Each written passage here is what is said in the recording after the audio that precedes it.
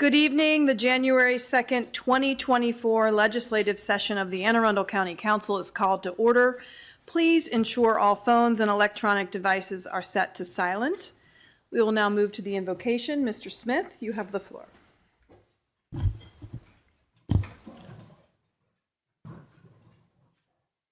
right, please stand and pray in a manner that is consistent with your own faith and belief system.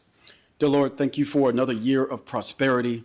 Thank you for another year of blessings and health. Thank you for the wisdom and the ability to work together with this body and this council to do work on the citizens, on behalf of the citizens of Anne Arundel County. Thank you for watching over all of the people who woke up this morning and just got to open their eyes. We understand that the work we do benefits and impacts every citizen in Anne Arundel County. And we ask for your continued wisdom and prayer for everything that we do that impacts them. And all these things we pray, amen. I pledge allegiance to the flag of the United States of America and to the republic for which it stands, one nation, under God, indivisible, with liberty and justice for all.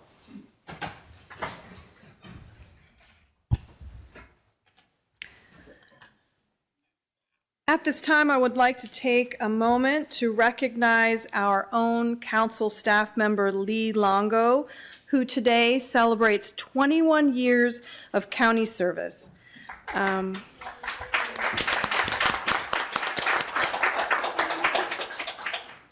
This council, this public body, is fortunate to have that longevity for institutional knowledge, and we thank her every day for her service. Madam Secretary, please read the ethics statement. The Ethics Commission has asked that I advise you that under certain circumstances, members of the public may qualify as lobbyists when they testify before the County Council.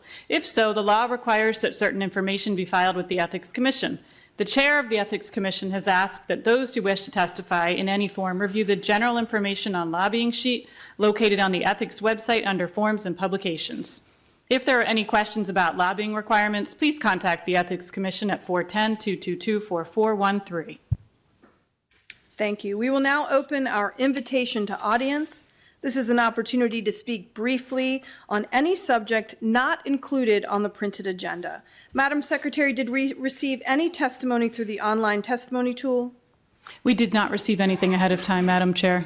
Thank you. We did not have anyone sign up ahead of time. However, if there is anyone here who wishes to speak, please come up to the table and state your name, address, and topic before making your remarks. Remarks will be limited to 2 minutes.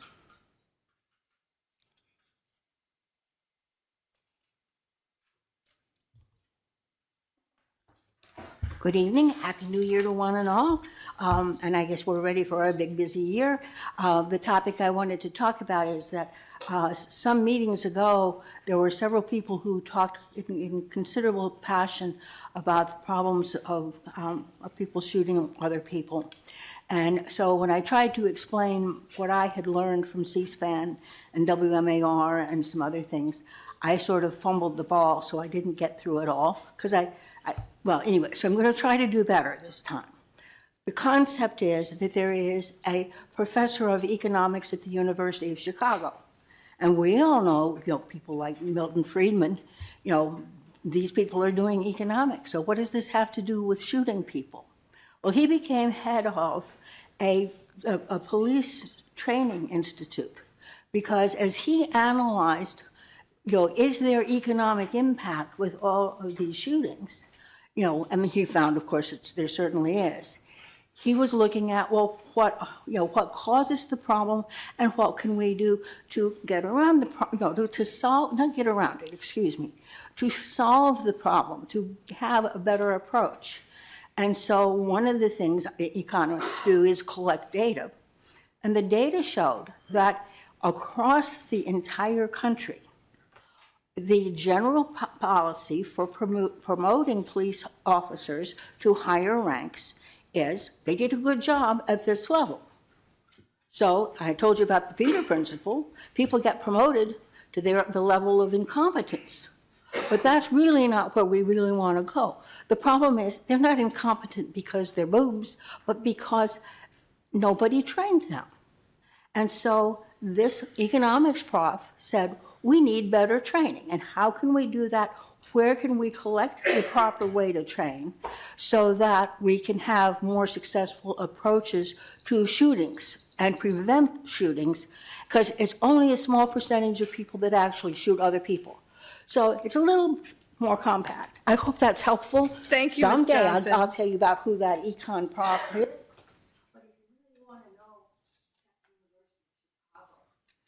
Thank you, Ms. Johnson. The invitation to audience is now closed. Is there any item any council member would like to place on the agenda tonight? Seeing none, may I have a motion that the partial reading of any bill, resolution, amendment to a bill or resolution, or minutes constitutes the reading of the whole? So moved. Is there a second? Second. All in favor? Aye. No one is opposed. The motion carries. Madam Secretary, please read the minutes of December 18th, 2023. Minutes of December 18th, 2023. The County Council meeting was called to order by Chair Pickard at 7 p.m. It was opened with the invocation given by Ms. Ledbetter and was followed by the Pledge of Allegiance led by Boy Scout Troop Number 446 of Hanover, Maryland. The meeting was held in the County Council chambers in Annapolis, Maryland. Thank you. May I have a motion to approve the minutes of December 18th, 2023? Ledbetter. Is there a second? Rodvian, second. All in favor? Aye. Aye. The motion carries. The minutes of the December 18th, 2023 meeting stand approved as read.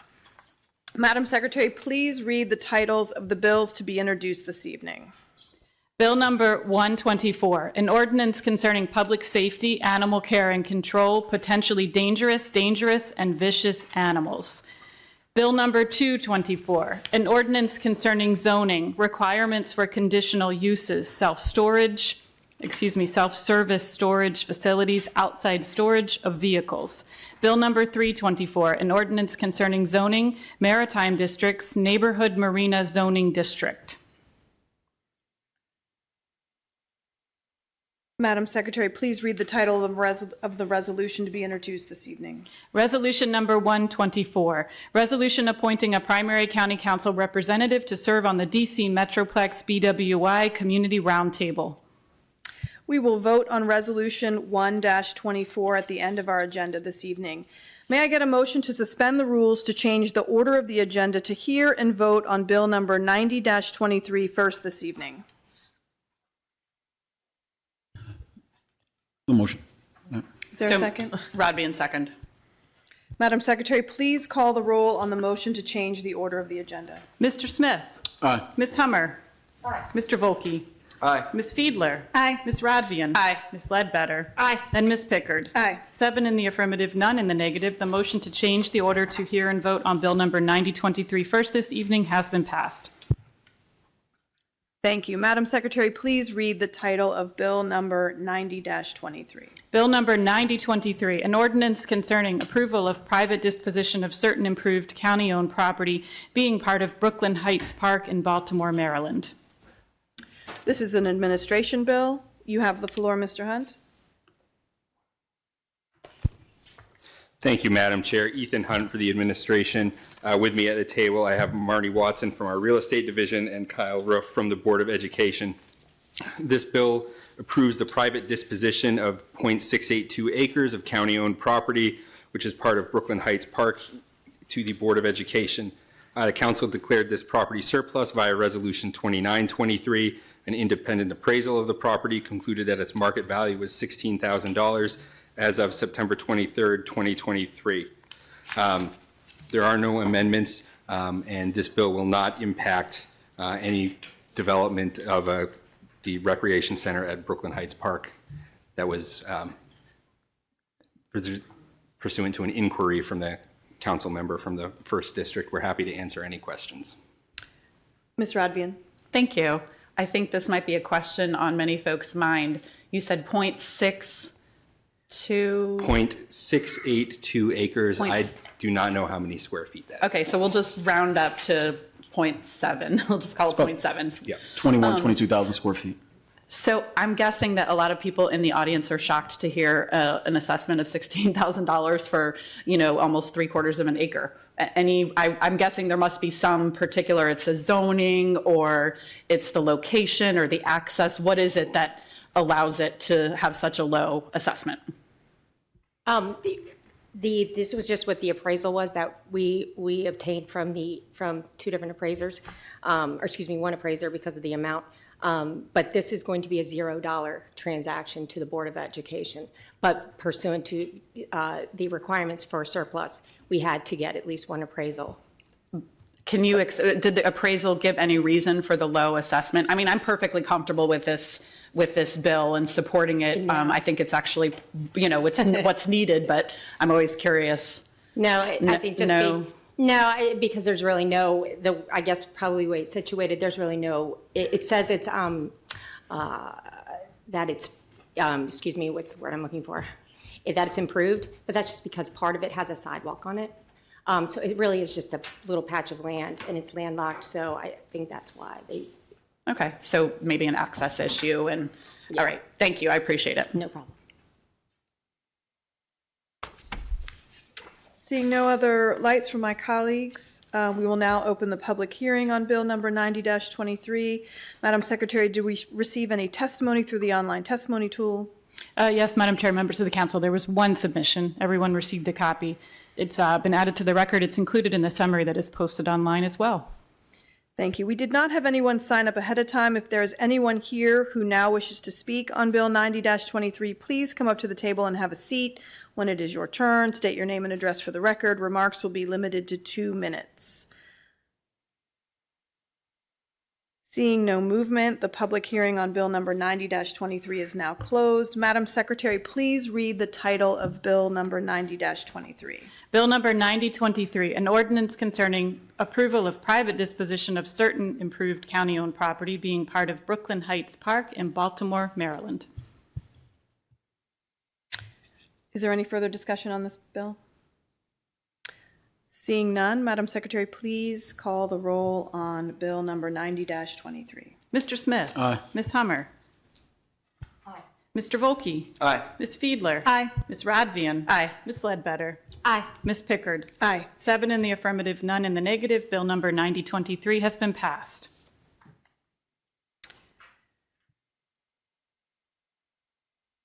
Madam Secretary, please read the title of Bill number 84-23. Bill number 8423, an ordinance concerning subdivision and development, zoning, boards, commissions, and similar bodies, finance, taxation, and budget, public works, Odenton Town Center master plan. Thank you. This is an administration bill. Mr. Hunt, you have the floor. Thank you, Madam Chair. Ethan Hunt for the administration. With me at the table are Christina Pompa and Mark Wildonger from the Office of Planning and Zoning, as well as Kelly Kenny from the Office of Law. We've discussed this bill at a couple prior hearings and at the work session, so I'll withhold further comment because I know there are some amendments to discuss. Is there any discussion? We will now hold the public hearing on Bill number 84-23. Madam Secretary, did we receive any testimony through the online testimony tool? Yes, we did, Madam Chair, members of the council. We received one submission. Everyone here got a copy of that. It's been added to the record, and it is also included in that summary that is posted online. Thank you. We did not have anyone sign up ahead of time. If there's anyone here who now wishes to speak on Bill 84-23, please come up to the table, have a seat. When it's your turn, state your name, address for the record. You will have 2 minutes.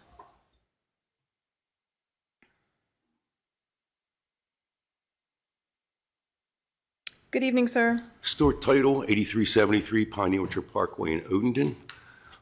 Good evening, Madam Chairman and all council members. Happy New Year to you all. I had COVID and could not testify the last time I was here. I did put in written testimony, but I think it's important to read this in the public here as well.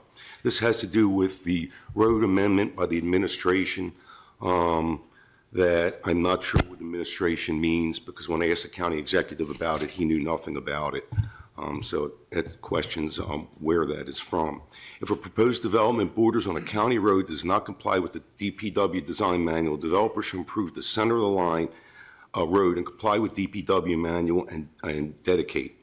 Do you realize how many subjective, how many items could be subjective and qualify at the whim of planning and zoning? Grades, surface, curbs, conduit, mediums. And who is going to do the other half of the road if not being developed or already developed? Also, one side may be required to do improvements that would make the road unsafe if the opposite side isn't done. And no, the answer isn't requiring the developer to do the county's job on both sides. The county should be doing both sides with developer fees, impact fees, and county taxes. We're getting triple taxed. And deed and fee simple sufficient property to the county to include all required improvements. If a developer is required by this code to improve a county road, and developer cannot acquire the necessary property after existing all. You all understand the process and the time it takes when you're trying to acquire private property, especially a private developer nonetheless. If possible, put yourself in those shoes where you live. As a private developer, I'll let you know I need your property, and if you don't sell it to me, the county will take it. Reasonable efforts to satisfaction of the county may acquire the property at the developer's expense prior to approval of the grading permit. Once again, lack of understanding of the cost and time process. As I've spoken to staff and council regarding many concerns, can never get through it. Written testimony has been given the last time. I also want to thank the council what they have done and the amendments that they have approved to this bill. I think they've done a good job, and there's an understanding on a lot of things.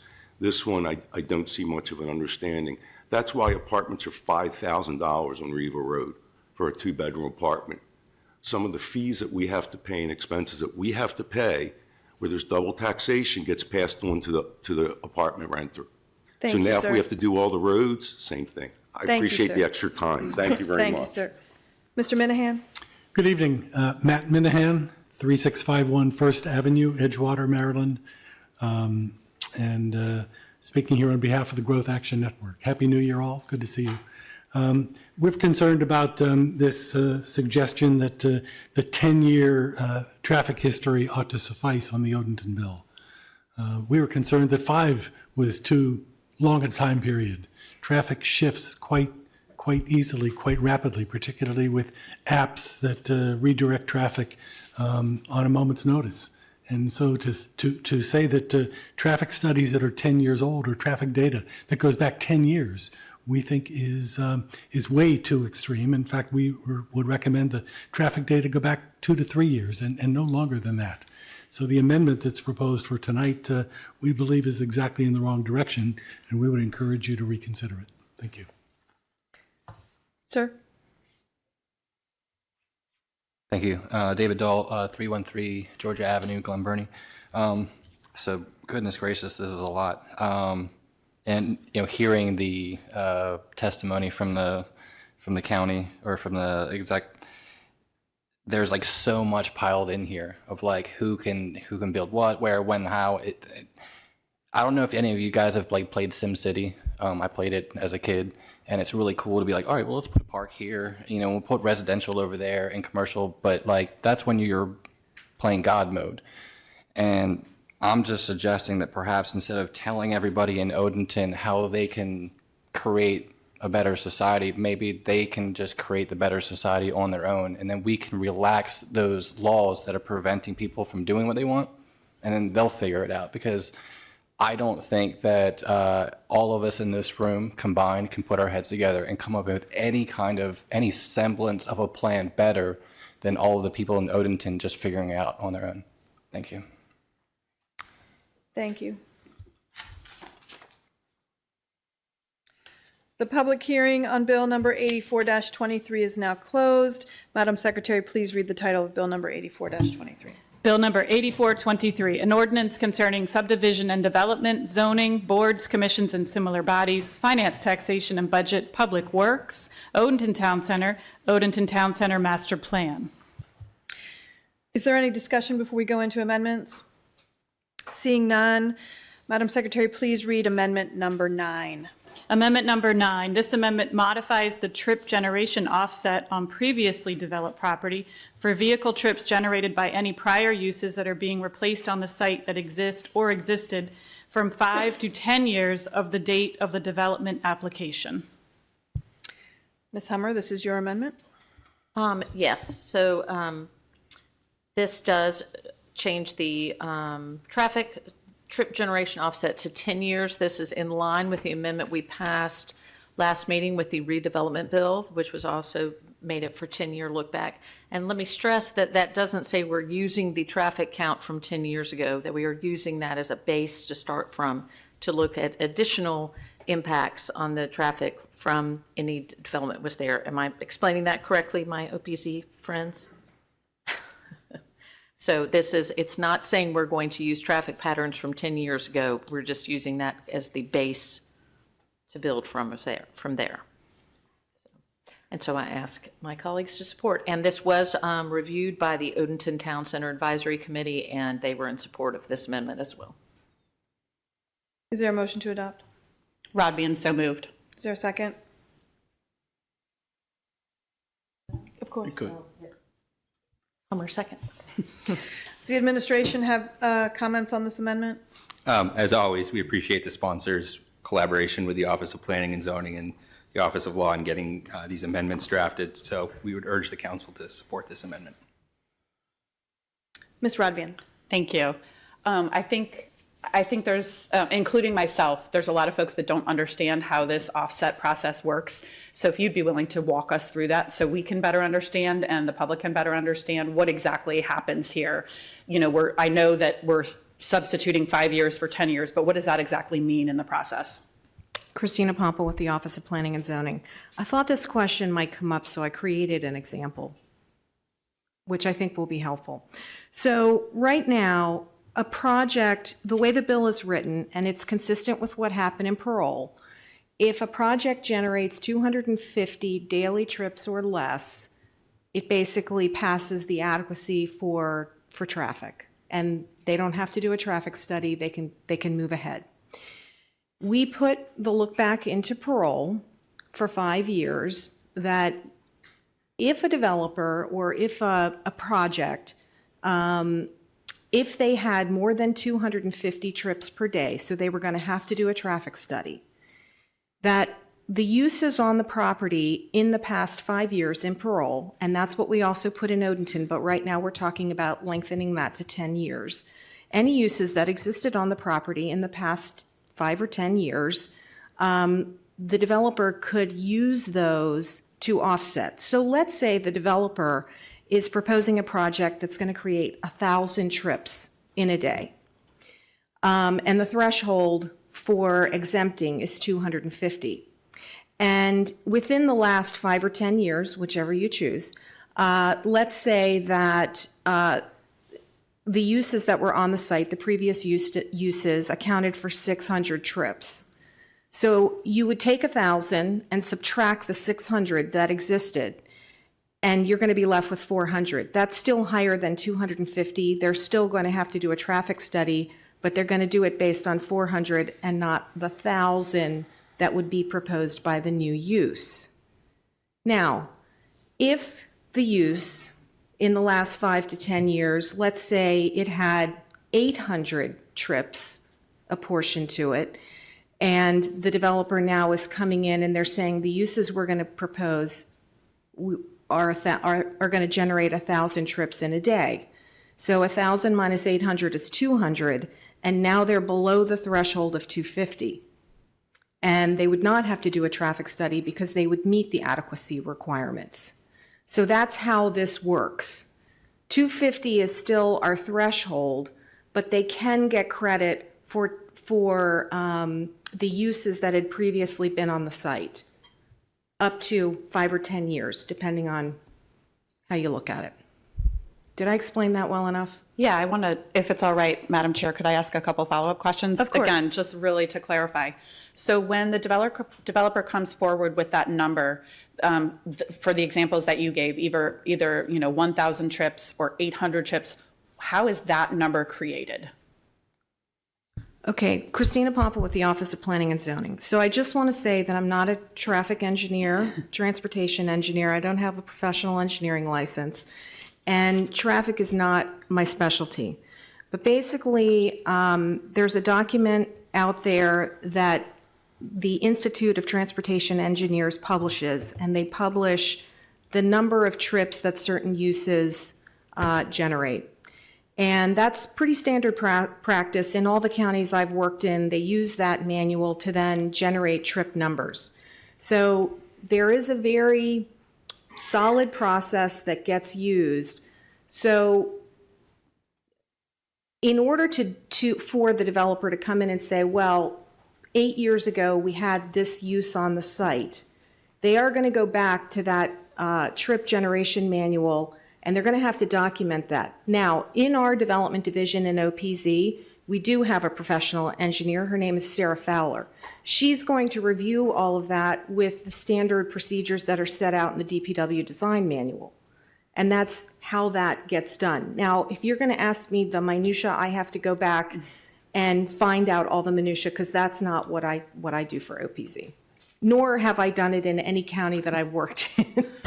I appreciate your way more professional explanation than I would have been able to provide. I just have, I think, one more follow-up question. Okay. So in the example where you had, I'm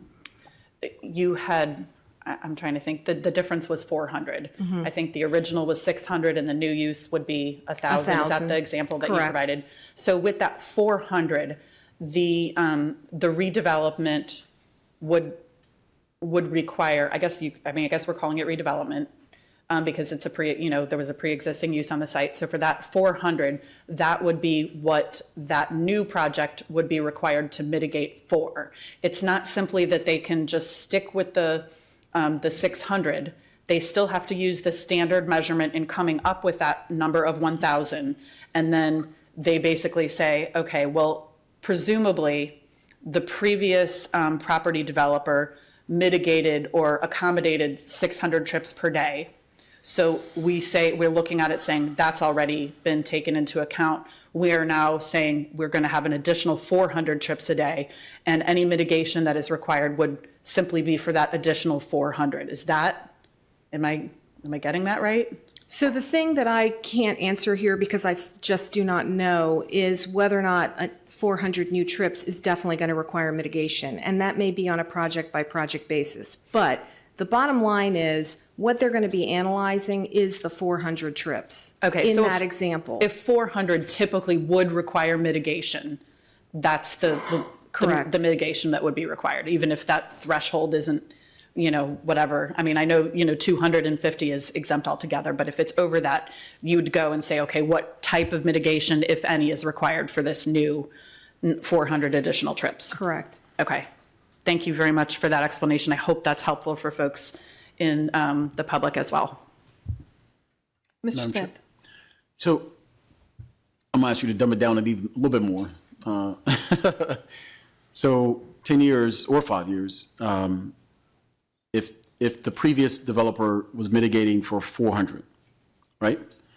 The expansion or road improvements or whatever mitigations to increase the level of throughput to accommodate that 400 is in place at that point. Is that a fair statement? I think you can say that, because a project that existed in the last 10 years would have been regulated under our code that dates back into the early 2000s. Correct. Madam Chair, can I continue with this line of, so that improvement was done for the 400. So now you have, fast forward 10 years, 5 years, and you have a new development that's potentially going to generate the 1,000 new trips per day. Shouldn't we prepare for the net effect? Because now you have. It is the net effect. How is that a net effect if you're taking up the 1,000, subtracting 400, now you have 600, so that new developer has to mitigate the 600? Correct. But the net is still because 1,400. the 400, that's not the way the bill is written. Because we're not adding it together. We're giving some credit for what previously existed on the site. Correct. But if I have that door and only that door is 2 people's width wide, and when you built it, 2 people can walk out. Now I'm saying I want to be able to walk 3 people lengths wide out that door. They have to expand it to now account for the 3rd person to walk through the door.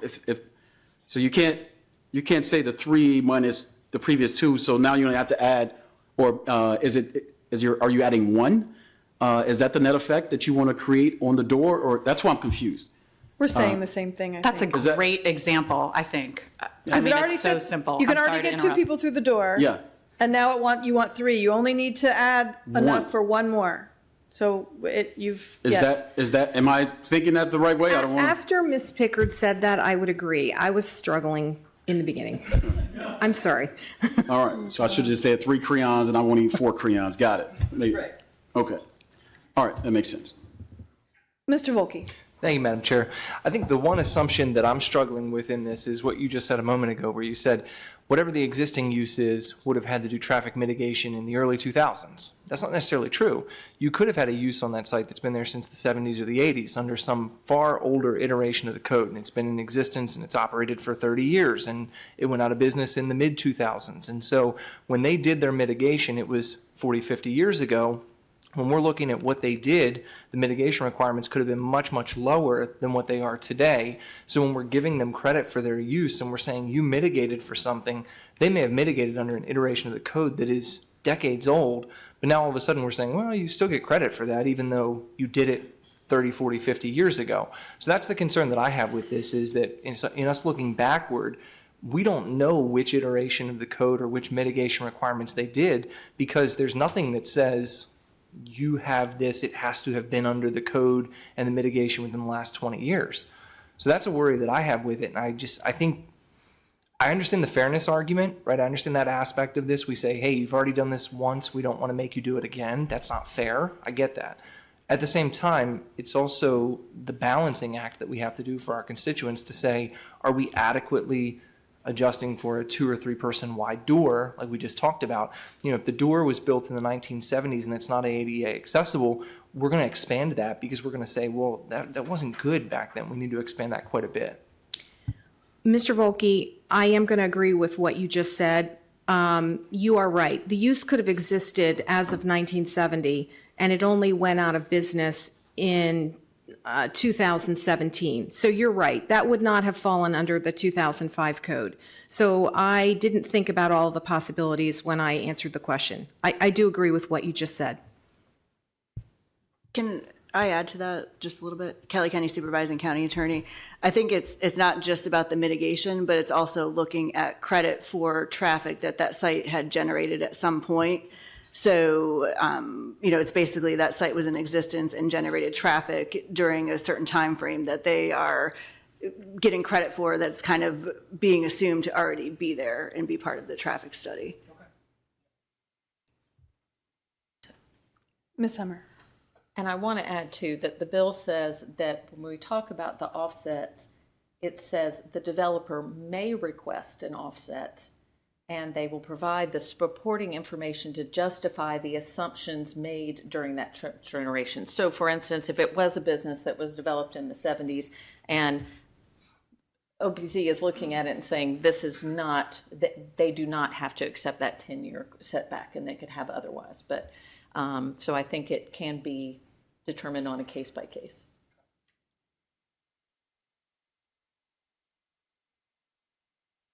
Seeing no other discussion, Madam Secretary, you want to call the roll on amendment number 9? Mr. Smith. Aye. Ms. Hummer. Aye. Mr. Volkey. Nay. Ms. Fiedler. Nay. Ms. Radvian. Aye. Ms. Ledbetter. Nay.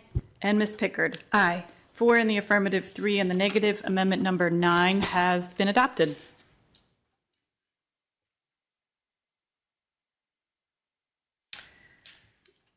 Madam Secretary, please read amendment number 10.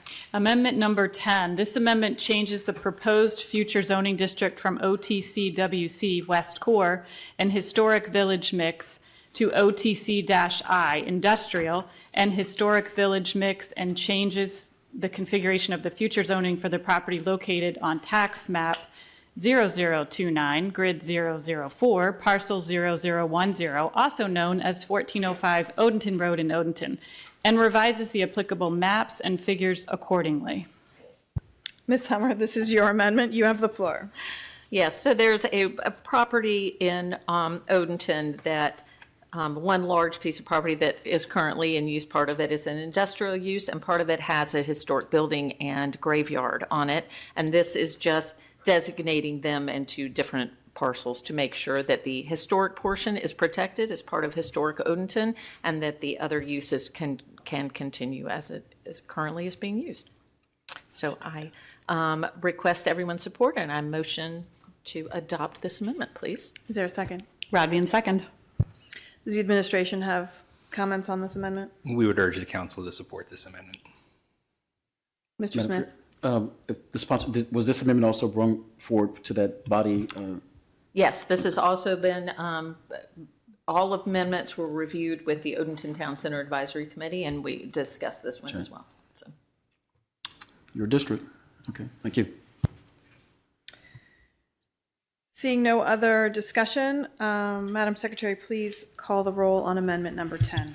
Mr. Smith. Aye. Ms. Hummer. Aye. Mr. Volkey. Aye. Ms. Fiedler. Aye. Ms. Radvian. Aye. Ms. Ledbetter. Aye. And Ms. Pickard. Aye. 7 in the affirmative, none in the negative. Amendment number 10 has been adopted. Thank you. Bill number 8423 will come back as amended on January 16th, 2024. Madam Secretary, please read the title of Bill number 8623. Bill number 8623, an ordinance concerning subdivision and development, zoning, development requirements for particular types of development, redevelopment. Mr. Hunt, this is an administration bill. Thank you, Madam Chair. Ethan Hunt for the administration. With me at the table are Eric Michelson, our Environmental Policy Director, Lynn Miller from the Office of Planning and Zoning, Jansen Evelyn, our Deputy Chief Administrative Officer for Land Use, and Lori Blair-Klossmeyer from the Office of Law. We've discussed this bill at length. It would create redevelopment requirements applicable in certain areas of the county. And while we don't necessarily agree with some of the amendments that were adopted previously, we are here to answer any questions. We do have a couple of amendments this evening, but is there any discussion?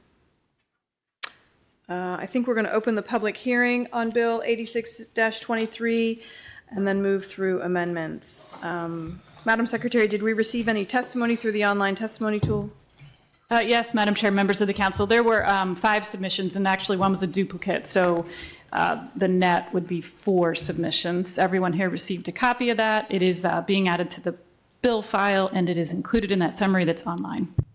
Thank you. We did not have anyone sign up ahead of time. If there's anyone here who wishes to speak on Bill number 8623, please come up to the table and have a seat. When it's your turn, state your name and address for the record. Remarks will be limited to 2 minutes.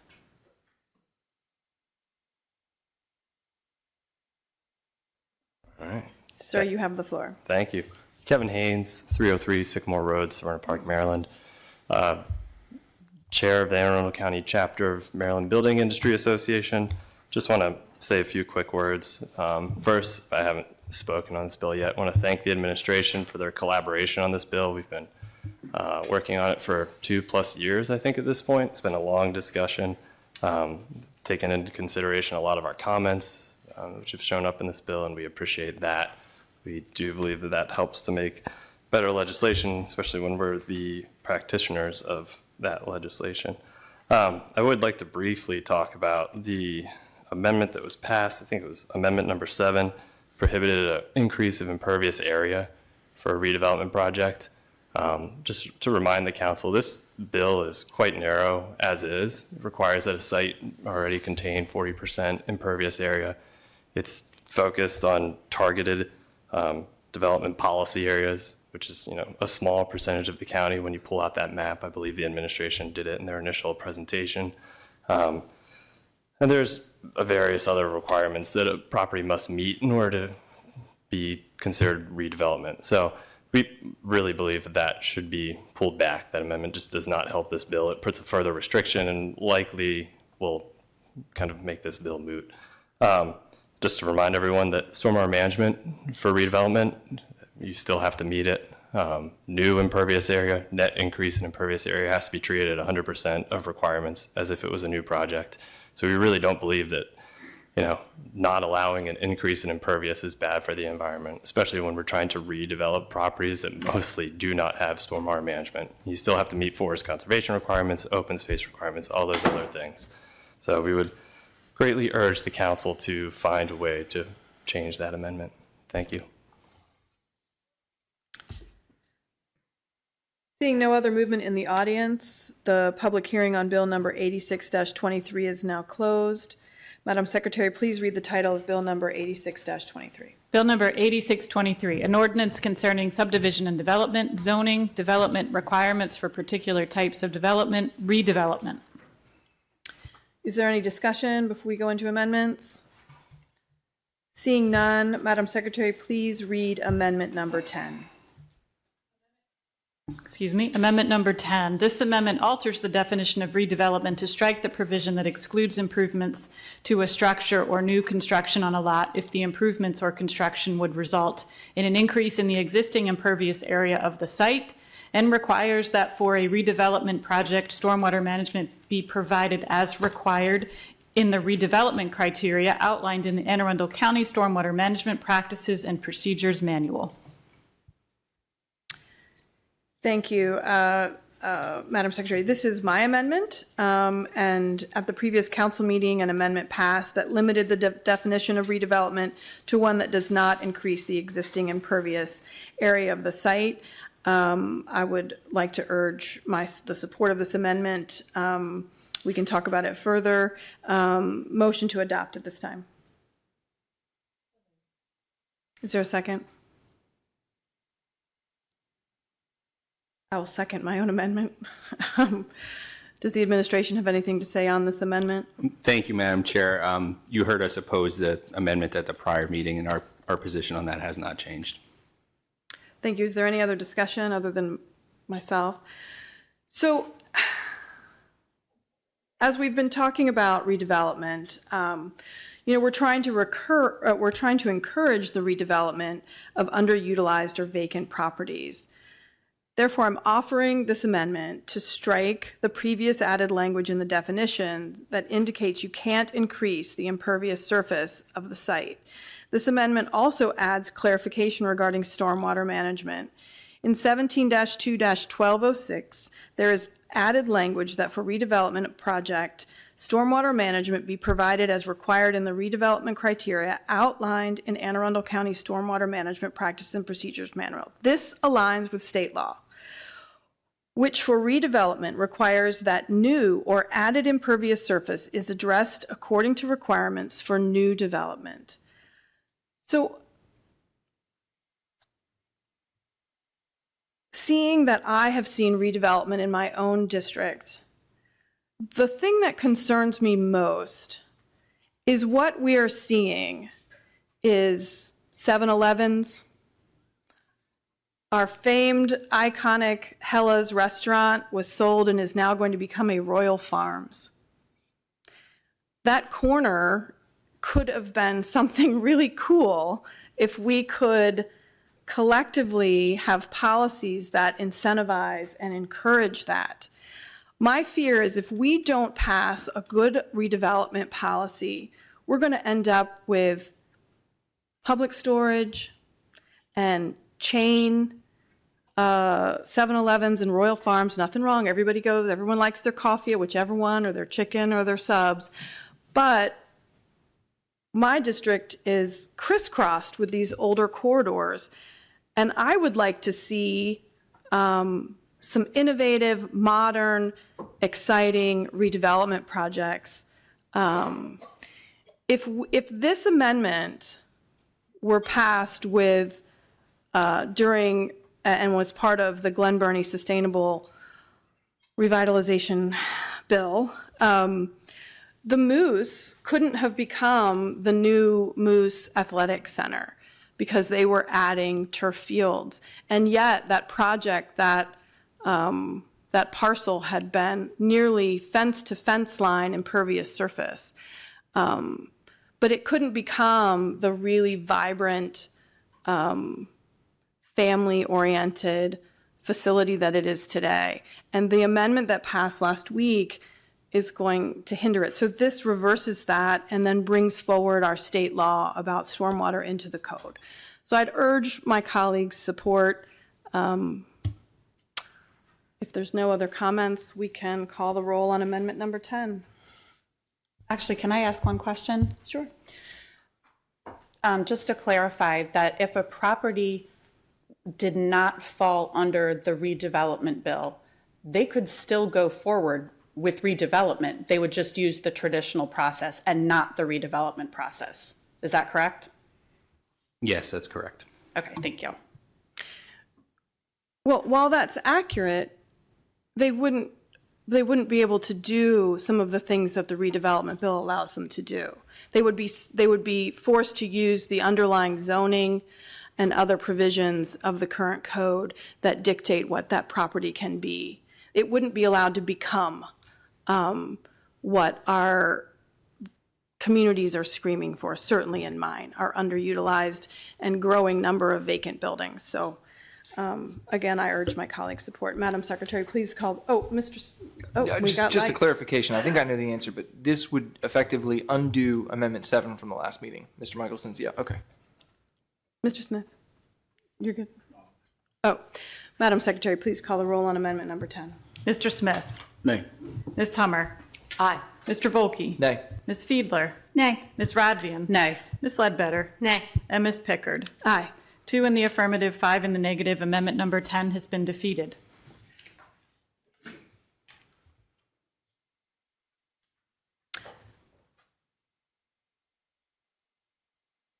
Madam Secretary, please read amendment number 11.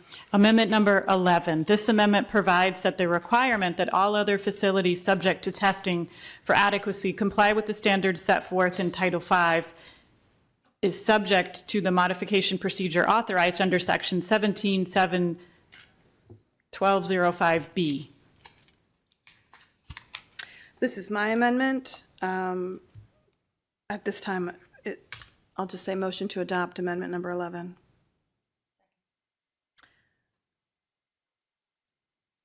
This amendment adds language within the adequate public facilities section that references back to Section 17-7-1205B to ensure that the stricter language of 17-7-1208 does not conflict with the ability to obtain modifications as already outlined in the bill under 17-7-1205B. It is meant to point the reader back to the modification section of this bill as a reference point. Does the administration have any comment on this amendment? Thank you, Madam Chair, and thank you for sharing this with us prior to the meeting. I've been trying to wrap my head around it, and I don't believe that is how we read it. I think we're concerned that it allows for modification beyond just what's intended, and would allow for applicants to seek modification to fire suppression and sewer and water APF. And I have experts who can explain how that all works much better than I can. So I know we definitely disagree on the reading of that, but even if you're reading it correctly, would the administration ever allow a modification to fire suppression? I don't believe so, no. Yeah, but whatever. Does anyone else have any comments or questions about amendment number 11? Madam Secretary, please call the roll on amendment number 11. Mr. Smith. Nay. Ms. Hummer. Aye. Mr. Volkey. Nay. Ms. Fiedler. Nay. Ms. Rodvian. Nay. And Ms. Ledbetter. Nay. Ms. Pickard. Aye. 2 in the affirmative, 5 in the negative. Amendment number 11 has been defeated. Well, there are no other amendments on this bill. This bill is up for a final vote tonight. Is there any further discussion on bill number 86-23? Ms. Rodvian. Thank you. Before we vote, I'd like to just explain where my position falls on this vote. I'm actually really disappointed that we're at the place that we are with this bill. I was looking forward to supporting this bill, but without having laid the foundation of affordable housing that would be required had our MPDU bill passed at the last meeting, I can no longer support this bill. If we want to talk about redevelopment and what redevelopment looks like when you don't have MPDU requirements, I just draw your attention to the new apartment complexes that are being built on Riva Road. And they will serve someone's needs, but they will serve the needs of someone who can pay a very high price. I know has been reiterated that the studio apartments around something in the 600s, somewhere between 600 and 700 square feet, are starting at $2,400. And we have a desperate need for affordable housing in this county. So the idea of going forward to allow redevelopment without a requirement that we do something about the affordable housing issue, we have testimony from ACDS estimating that we are approximately 13,000 affordable housing units short in Anne Arundel County. And so I think we should be reserving any redevelopment projects or ensure that any redevelopment projects that include housing include what the county desperately needs and not simply facilitate easier redevelopment. So I will be voting no for this bill tonight. Any other comments from my colleagues? Madam Secretary, please call the roll on Bill number 86-23. Mr. Smith. What Ms. Ravin said. Nay. Ms. Hummer. Aye. Mr. Volke. Nay. Ms. Fiedler. Nay. Ms. Rodvian. Nay. Ms. Ledbetter. Nay. Ms. Pickard. Aye. 2 in the affirmative, 5 in the negative. Bill number 8623 has been defeated. Madam Secretary, please read Please read the title of Bill number 89-23. Bill number 8923, an ordinance concerning finance, taxation, and budget, real property taxes, credits, disabled or fallen law enforcement officers and rescue workers.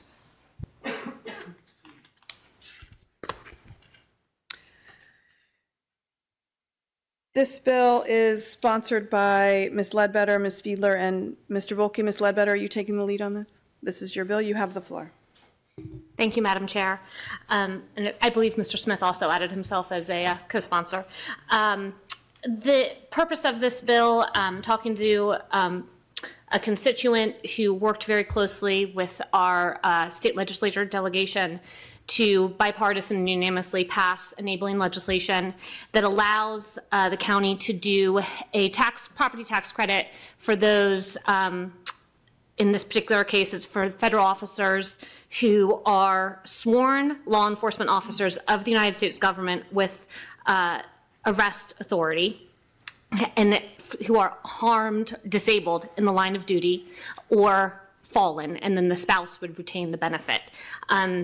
We had very powerful testimony, I thought, last meeting from a federal officer, disabled federal officer, who explained that the way their disability works is different than what most other branches or services offer, where if they go and get another job, the salary that they retain or the pay that they get from that other job actually comes out of their disability benefit. So they very much are relying on a fixed income disability benefit from their federal law enforcement position.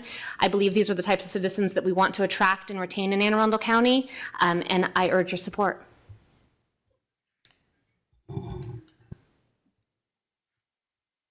We don't have amendments on this. Thank you. We'll now open the public hearing on Bill number 89-23. Madam Secretary, did we receive any testimony through the online testimony tool? Yes, Madam Chair, members of the council, we received one submission. Everyone here received a copy of that. It is included in the summary that's posted online and will be added to the meeting record.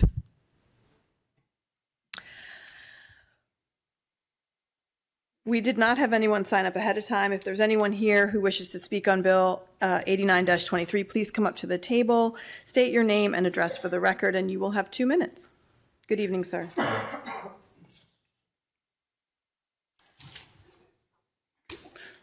Mark Cicero, 2000 Rosetta Way, Davidsonville. So my name is Mark Cicero, and I'm a disabled federal agent living in Anne Arundel County. I was injured in February of 2010 and required 3 back surgeries over 2 years to try to eliminate the pain from my injury. While these surgeries were mildly successful, I still have pain radiating down my arms and legs, among other difficulties, and labeled disabled and unable to work. Now, military retirees with disabilities, even at 100%, are able to start a new career, and their new salary just supplements their retirement and/or disability.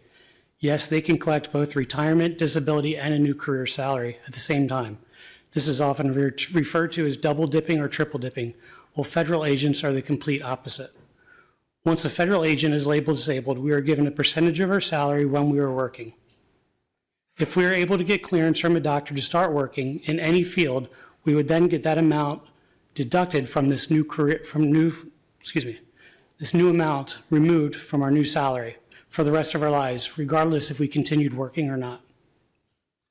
We're the people that you want in your district. We contribute to the local economy, we don't commit crimes, we volunteer, and have due to our unexpected amount of free time. I personally have coached my son's sports teams, was a member of the Lighthouse Shelter Board, volunteered at Wellness House, was an assistant Cub Scout den leader, and I volunteer at my kids' school when needed.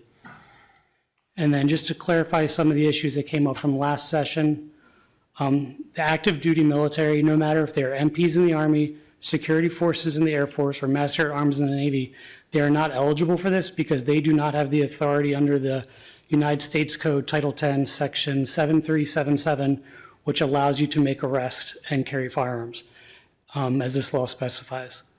And also, as civilians, we do not get a disability rating from the VA. Therefore, we do not get a percentage attached to our disability like military members. Thank you, Mr. Dahl. Any questions? Thank you, ma'am. David Dahl, 313 Georgia Avenue, Glen Burnie. So last time I was here, a bunch of my friends were in the audience, and I was speaking against the bill that they were in favor of.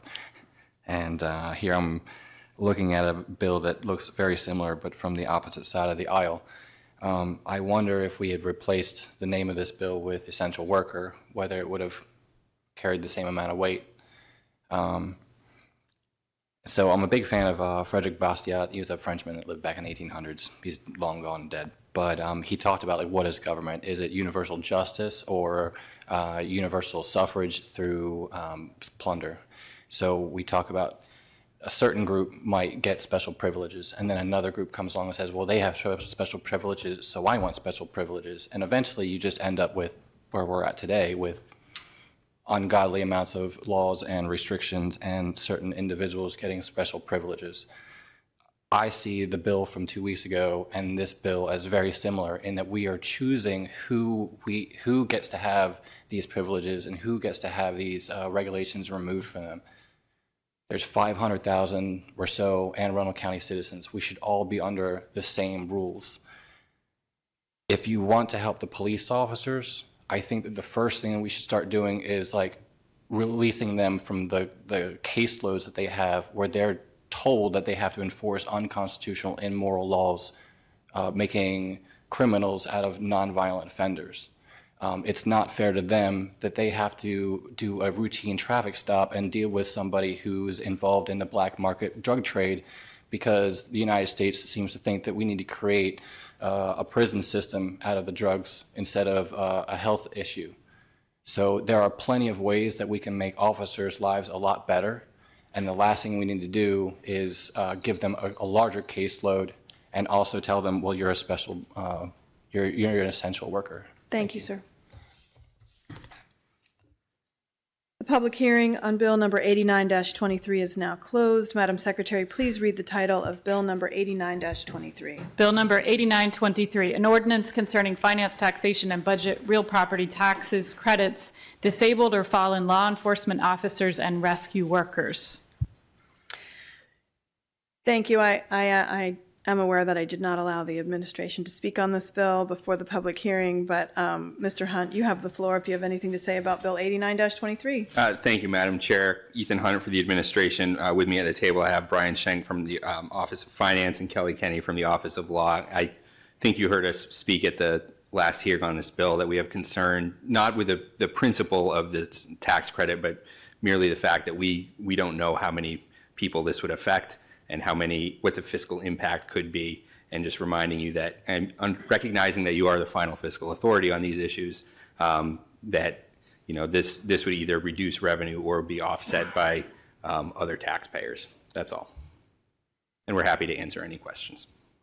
Are there any comments from my colleagues?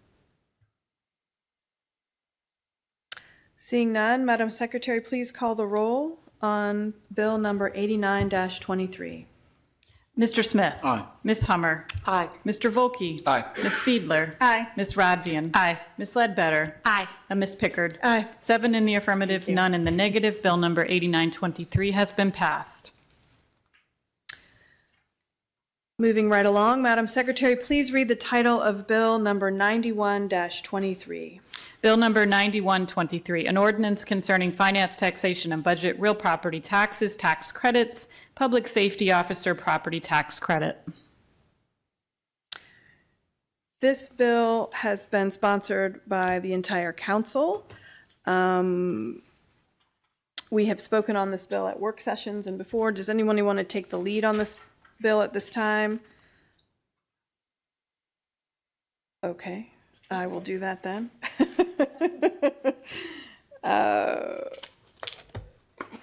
We have gone over this bill numerous times. So does the administration have any comments on this bill? Thank you, Madam Chair. You heard our comments at the prior hearing on this, or at the work session on this bill. Brian was able to go back and run some numbers in response to a question about how many retired county public safety officers are homeowners in the county and would benefit from this legislation potentially. So that number is 584 retired county public safety officers with principal residences in the county. So that would result in approximately $1,771,000 in fiscal year 2025 tax credits and $2,084,000 in fiscal year 2026 and each subsequent year. Thank you. We do have some amendments on this bill. Do my colleagues have anything to say before we go to the public hearing? Yes, ma'am. Yes, Madam, go ahead. Madam Chair. Quick question. For a medical retirement, who is an individual who's receiving a medical retirement for public safety, and they are getting the benefit applied to their house, and then they move to a different house within the county, are they allowed to, and they sell their house, are they allowed to still transfer that entitlement, if you will, to the new house? Brian Shank, Antelope County Office of Finance. The answer, unfortunately, is no in a given year. The way the tax credit is currently structured, their transition to a different property evaluates it whether or not they're eligible for the homestead tax credit as of July 1st in a given year. So in order for them to potentially receive it, they have to own and occupy the house as their principal residence as of July 1 in a given calendar year. So if they don't qualify that year, the subsequent year they can. Okay. Yes. I was just curious. All right, no problem. All right, thank you. Before we go into amendments, we're going to open the public hearing on Bill number 91-23. Madam Secretary, did we receive any testimony through the online testimony tool? Yes, Madam Chair, members of the council, there was one submission. Everyone here saw a copy. It's included in that summary that's posted online and has been added to the bill record. I also do want to highlight that we received approximately 14 emails from a group that was sending emails to the whole council, and those will also be added to the record. Thank you. We did not have anyone sign up ahead of time to speak on Bill 91-23. If there's anyone here, you may come forward, state your name and address for the record. Your remarks will be limited to 2 minutes.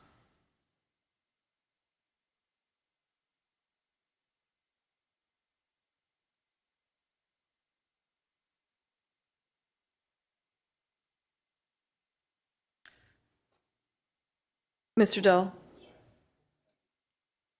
Thank you. David Dahl, 313 Georgia Avenue, Glen Burnie.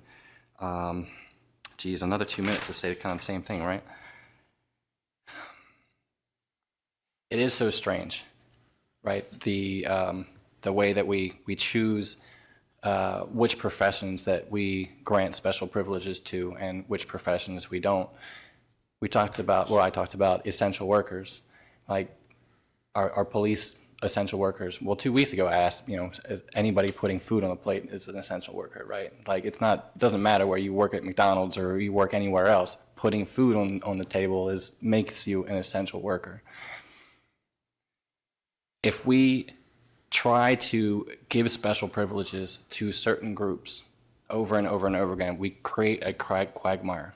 We should have a universal set of rules for everybody. So I don't like when people say, well, you're not an essential worker, so you don't have to go to work, so you're going to have to find another way to feed yourself. And I don't like when people say, well, this person is an even more essential worker, and they get tax credits. Because I can guarantee you that I make a lot less money than any of the police officers on the force. I don't get any tax breaks. Thank you. Thank you. Mr. Shire. I'm Mike Shire on behalf of Anne Arundel County Fraternal Order of Police. Before I start, I do want to give a shout out to Mr. Schenk. Our members love him. He is extraordinarily helpful in all tax respects. Thank you, sir. On behalf of the sworn and retired police officers of Anne Arundel County Police, I would like to thank this council for their outstanding support of our public safety professionals in this county. I'm confident that you all understand the importance of this legislation. The staffing in our police department was at crisis levels a year ago. It's only gotten worse.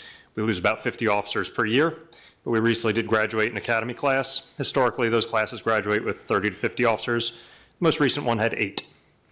Clearly, not enough has been done to recruit and retain police officers in this county. Every member of this council has co-sponsored the bill, and we thank you for that. I think it speaks volumes about the support that we have from this chamber and how all of you understand the absolutely critical position our county is in when it comes to staffing our police department. We do need all hands on deck when it comes to recruiting and retaining our police officers so that we can make this county the best place for all. And we need to help our officers live in the best place for all. Thank you all for committing to action and not just rhetoric in support of our police officers and our friends, the firefighters. And we look forward to passing this legislation. Thank you. Thank you. Mr. Advanola. Good evening, council members. Joe Divinola on behalf of Local 1563, Anne Arundel County Professional Firefighters. I wanted to offer my sincere thanks to each and every one of you for supporting this bill 9123, including some of our best firefighters that built Anne Arundel County Fire Department. These men and women worked over 20 years, 24-hour shifts, most of them every third day. They put their life on the line every time they left the fire station. The retirees that are still with us offer our current members many experiences from years past. And thank you for including the men and women of Anne Arundel County Alarmers Association in the amendments that respond on every working fire and major incident with refreshments, rehab stations, and many more tasks. They've always posted when called. Our local forwarded this bill last legislation session through the state via our professional firefighters of Maryland. And here we are tonight to see the fruits of our labor. I cannot tell you how important it is to make sure that this county takes care of our retired public safety officers that grew up in the county, that worked for the county, reside in Anne Arundel County, and help generate revenue from their hard-earned income to this county. Again, thank you all for your continued support for our active and retired public safety workers. Thank you. Seeing no movement in the audience, the public hearing on Bill 91-23 is now closed. Madam Secretary, please read the title of Bill number 91-23. Bill number 9123, an ordinance concerning finance, taxation, and budget, real property taxes, tax credits, public safety officer property tax credit. We do have 3 amendments. Is there any discussion before we go into amendments from either my colleagues or the administration? No? Okay. Madam Secretary, please read amendment number 1. Amendment number 1, this amendment expands eligibility for the public safety officer tax credit to members of certain volunteer organizations and individuals eligible for the length of service award program as a result of service to certain volunteer organizations. Mr. Volke, you're the lead. At least you're the first name on this amendment. I'm going to give you the floor. Cool. Thank you. Well, the idea with this was that we wanted to include, as stated, the alarmers, but not just the alarmers, also the volunteers. I did have a question from a constituent, I won't call them out specifically, who said, I want to confirm that this does not in any way mitigate or discharge the requirement that there be 50 hours of service, I guess, in the prior year, service credits for that. I understand it does not. This retains that. You still have to have that. I don't think this modifies it at all. Is that right? That's my understanding as well, Okay, having read it. Basically, there's certain categories of service that every person has to do, and then you earn certain credit hours or credits. You still have to get those 50. It just, I guess, changes some of the categories you can get. Perfect. Yeah, and so, in kind of looking at it, our initial thought was, hey, we want to make sure we add volunteer firefighters, and then I reached out to the firefighters, and the volunteer firefighters said, well, wait a minute, let's make sure we include some other people too. There are auxiliary members, there are other people with LoSAP, et cetera. So we sort of expanded this out, and I'm hopeful that the testimony from them will be supportive of this as well. They didn't testify tonight, but I think they are in support of it once we get this in the bill. So with that, that's the purpose of this amendment. It expands it out and again just includes additional folks who are out putting their lives on the line and serving our county citizens. Is there a motion to adopt amendment number 1? Yes, sir. Is there a second? Second. Leopard. Does the administration have any comments on this amendment? Just really quickly, I know Brian ran some numbers on this if he wants to briefly discuss those. I think we have about 200 volunteers who currently receive the tax credit. Not sure exactly what the increase would be. I'm not super familiar with the components for the volunteer fire halls, so there could be an increase. It's just I don't know what that number exactly would be. Ms. Hummer? Yes, I just want to clarify something. So we have, the amendment says that includes the public safety officer as a person entitled to receive benefits as a result of volunteer service, which is our LoSAP members. As the amendment says that we're inserting an or, so that means our retirees who are receiving LoSAP do not also have to do the 50 hours. It's the 50 hours or that they are a retiree who receives benefits? That's the other component. The other component that is if they're getting a LoSAP benefit, and that's they had to earn service leading up to that point in time, so they're getting some kind of payment. That number looks to be potentially around 150 people or so, based on some of the estimates where we did the exact same process using the list of retirees who are getting the benefit, compared it against the tax data to see who's in an owner-occupied property to get a roughly right number. So, but specifically that the LoSAP ones do not also have to do the 50 hours of service. It's an or. No, once they've actually gotten to the point where they're earning that benefits, I guess it would be very comparable to someone who was in a professional role for the county, would be very comparable LoSAP kind of retiree. Okay, great. Just want to clarify that, make sure that that's accurate. Thank you. Ms. Rodvian? Thank you. For the benefit of myself and folks listening in or watching, can you refresh my memory about what the qualifications are, or what characterizes a person who's in the LoSAP? So for someone to be in the LoSAP program, they have to do whatever volunteer activity they're doing at their fire hall. There is a report that they have to do on a yearly basis where they're getting that information together to say what credits they've earned in the different activities. Once they've accumulated those 50 points, that's sent as a report also to the Office of Finance. It's just a different section of finance. And then they'll basically report it as having earned their LoSAP credit for the year. That then comes across as to their years of service that they've earned for that benefit down the road. But part of it, okay, and I think maybe this is the part I'm most interested in, is the length of service.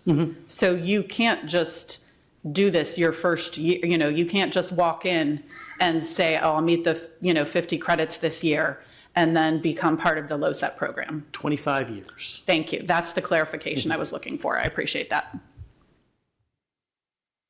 Ms. Hummer? Oh, I'm sorry. Is there any other discussion on this amendment? Madam Secretary, please call the roll on amendment number 1. Mr. Smith. Aye. Ms. Hummer. Aye. Mr. Volkey. Aye. Ms. Fiedler. Aye. Ms. Rodvian. Aye. Ms. Ledbetter. Aye. And Ms. Pickard. Aye. 7 in the affirmative, none in the negative. Amendment number 1 has been adopted. Madam Secretary, please read Amendment number 2. Amendment number 2, this amendment requires that the application for the tax credit include verification that the applicant is a retired public safety officer or employed as a public safety officer. Mr. Volkey, this is your amendment. You have the floor. Thank you, Madam Chair. Very similar to what we did in Bill 8923, where we put in a verification requirement. The intent here is to ease the workload a bit on the Office of Finance and just make it simpler for individuals applying for this tax credit to be able to give the required information to the office so that the office can verify their eligibility, especially considering the expansion out to the volunteer service. It seems to make sense that we simply ask the applicants, hey, make sure you provide some proof to us that you are eligible for this and you actually have eligibility. I talked with the police union earlier, Mr. Shire, and our discussion, I basically said this could even be a checkbox, right? This could literally be a checkbox that you put on a form and someone under the penalties of perjury checks off and says, yes, I'm eligible, and they acknowledge it. You don't necessarily have to do a whole lot. It could be you get a pay statement from them or some kind of retiree pay statement. I guess there are options for you, but the intent here is to try to mitigate your workload a little bit with what could be an influx of additional applications. So that's the purpose of the amendment. I'd move the amendment and ask my colleagues' support, and I think there may be some response. No, certainly appreciate this, Mr. Volkey. Is there a second? Better second. Thank you. Can explain a little bit about how credit currently works. Essentially what we do is we work very closely with the Office of Personnel right now to verify all the active members who are working for the county. We'll basically send over a PDF. We have a form letter. We just accumulate all that data from an Excel spreadsheet, send over a batch of applications. They'll review it. The personnel officer will sign off on it and sends it right back. So essentially, I don't know that it dramatically changes our workload because our process is pretty efficient. For the LoSAP portion of it, and this may be where I think it becomes a bigger benefit for us, with the LoSAP portion, we have information coming in from the different volunteer organizations. This might help streamline that component as well. Any other discussion on amendment number 2? Madam Secretary, please call the roll on amendment number 2. Mr. Smith? Aye. Ms. Hummer? Aye. Mr. Volkey? Aye. Ms. Fiedler? Aye. Ms. Rodvian? Aye. Ms. Ledbetter? Aye. Ms. Pickard? Aye. 7 in the affirmative, none in the negative. Amendment number 2 has been adopted. Madam Secretary, please read amendment number 3.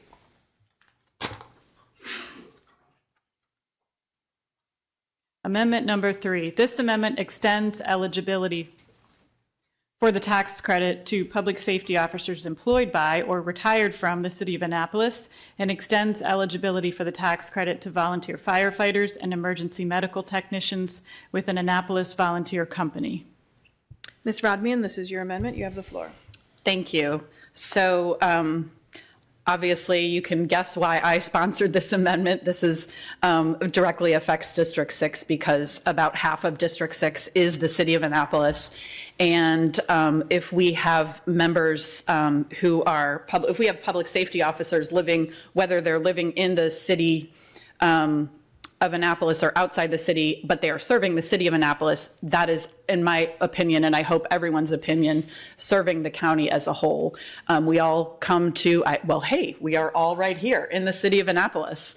And so they serve us on a regular basis. There is lots of cooperation between the city and the county, especially around the edges of the city limit or when things happen, that require a larger response. So I feel like, and if they are indeed in the city limits, whether or not they are taxpayers of Anne Arundel County, even though they have a slightly different tax structure because they also pay to the City of Annapolis. But I would hope that my colleagues understand that valuing our public safety officers and our firefighters and EMTs are as valuable in the City of Annapolis as they are in the rest of the county. And I ask for your support. So I move amendment number 3. Is there a second? Second. Does the administration have any comments on this amendment? Thank you, Madam Chair. Again, this is another one where we don't know how many individuals this would affect. I think the city employs between 300 and 400 public safety officers, and we're not sure how many of them are retirees. The City of Annapolis does have a tax credit for property owners living in the City of Annapolis. So again, we don't know what the fiscal impact of this would be based on the last amendment that passed. I think with that, the fiscal impact goes from up to, let's see, to a little over $2 million in FY25 and $2.5 million in FY26. So again, just reminding you all that fiscal impact would be offset by either reductions in expenditures or shouldered by other taxpayers. Mr. Smith. And maybe the sponsor knows this. So the city doesn't have a public safety property tax credit for their public safety officials? They do. Is it similar to this bill? So, Mr. Smith, I've read through the legislation that was passed by the city last July. Essentially, it is towards city taxes only, so you'd have to be in the city. It is very comparable to our existing legislation, which does not include retirees or anything to that extent. It's basically just their active employees. So, what is the max value tax credit for this piece of legislation? I mean, I know what it is. I just want you to say it. Like, what's the max benefit that someone can get from benefiting from this legislation? So if we're looking at both the city component or just the county component? Yeah, just a county official, who's retired and they're, or whatever the case, Currently, it's $2,500. Correct, yep. It'll increase to $3,000 starting with the next fiscal year, and then $3,500 after that. Right.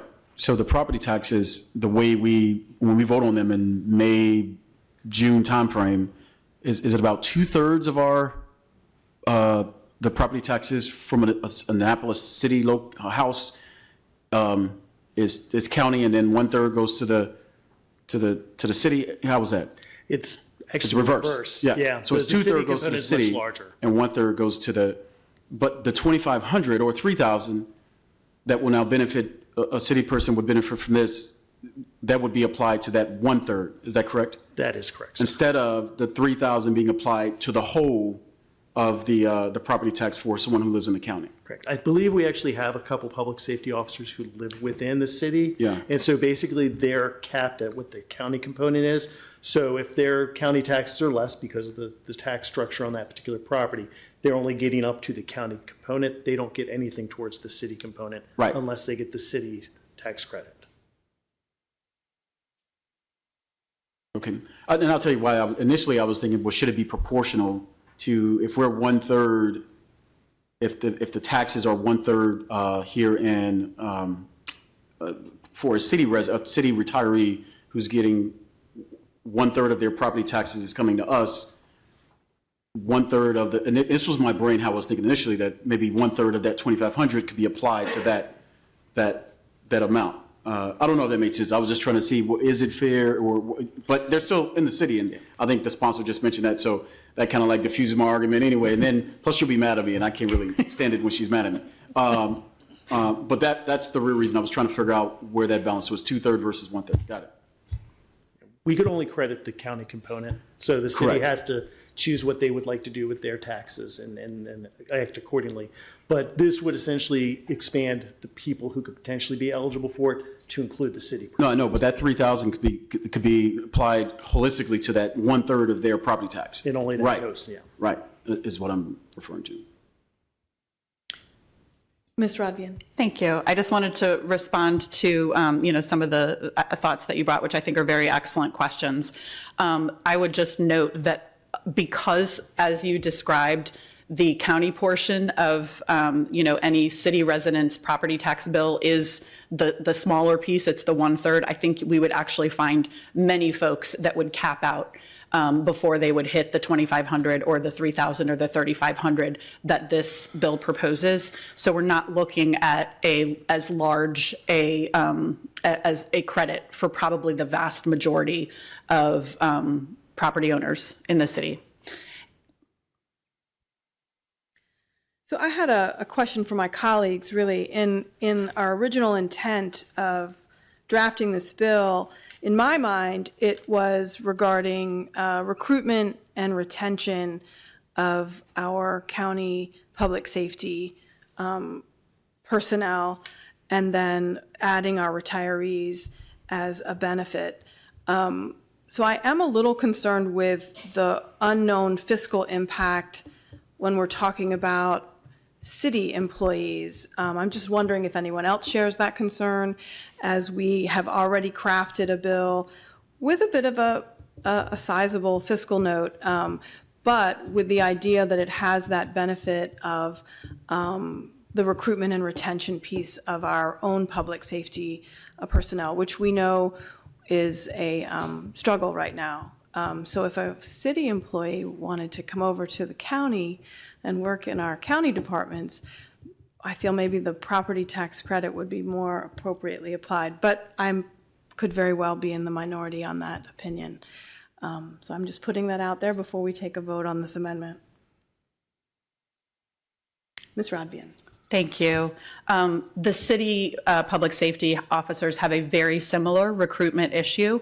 And so I think pitting county versus city departments against each other is something we really, really should avoid.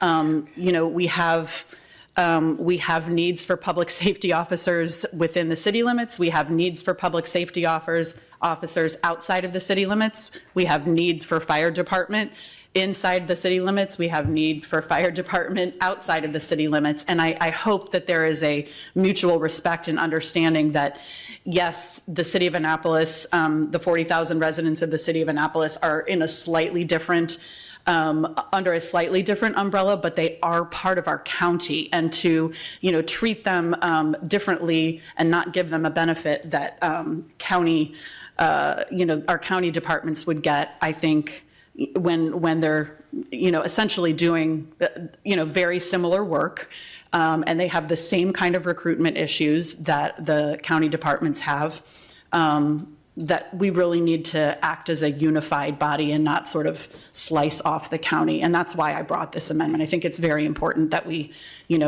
we recognize that the city is indeed part of the county, and those are our residents as well. Ms. Fiedler. Thank you, Madam Chair. I think Mr. Volke was first. Pardon me, Mr. Volke. Okay. Either way, I don't like being on the wrong side of Mr. Smith and Ms. Rodvian, but my challenge is I do hear a lot of the concerns that Madam Chair mentioned, and I think I agree with you. We don't want to be pitting departments against each other, Ms. Rodvian. However, they are pitted against each other, unfortunately, because there is this really limited pool right now of people who even want to go into public safety because of a whole host of issues that are far outside of our purview. And so, unfortunately, the roster of people who are even willing to step out and kind of go into these fields seems to be diminishing over and over, which is what I keep hearing from particularly our police officers. So I don't know how to expand that pool. I think that has a lot to do at a national and a state and other levels. But at our level, I'm most concerned about making sure we have Anne Arundel County police officers, and it's not to disregard the concerns of Annapolis City, but they're not who I was elected to worry about. And I get that you're in a slightly different position because you do have that overlap there. But so for me, my biggest concern is making sure that we're using this as a recruitment and retention tool for Anne Arundel County officers, and anything that kind of changes that calculus, I unfortunately am not going to be able to support right now. Ms. Fiedler. Thank you, Madam Chair. I would concur with Mr. Volke's statements. And just for the record, every police officer who works in Anne Arundel County, every firefighter who works in Anne Arundel County has a critically important job. They go to work every day knowing that they may not return home to their loved ones. But I do have to recognize that we haven't flushed out this detail as much as we have the original bill. So I would say I can't get there this evening, but I'd like to revisit it once we've had this in our code, assuming the bill passes. Take another look at it down the road. Ms. Rodvian. Thank you. I actually would hope that my colleagues believe that we do represent the entire county. When I take my votes, obviously, I have my own 80, 90,000 constituents that I represent, but I most certainly think of the interests of the total 600,000 of the county.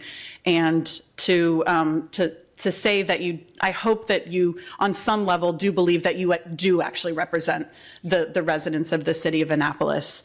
And I will be blunt. The city of Annapolis has challenges with respect to, with respect to crime, and enforcement is, if we pit our county officers against our city officers, we could be hamstringing a part of our county that we really do all represent. I think deep down you feel that way. And I understand your favor for District 3. Of course, that's who, is going to, cast their vote for you. But I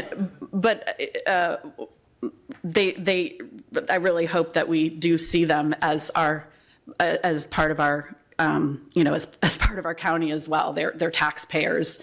They're residents who, I think one of the reasons we're talking about this is obviously the recruitment, which I think is important both in the city and the county, but also because we want our law enforcement and our firefighters and EMTs to live in our jurisdiction. And why would we say, well, we'd like our county fire department and our county police officers to live in the county, but we're not really concerned about our city firefighters and our city police officers. I think we should have that level of respect for them as well.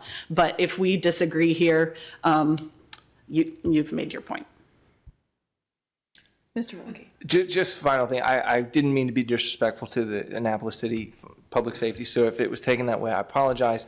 And if they want to live somewhere, I invite all of them to live in District 3. I hope they all come to Pasadena. Yeah, I will take all of them up in District 3, so. Thank you. I do, this is a struggle because we are the fiscal stewards of the county budget and the county finances, and I'm just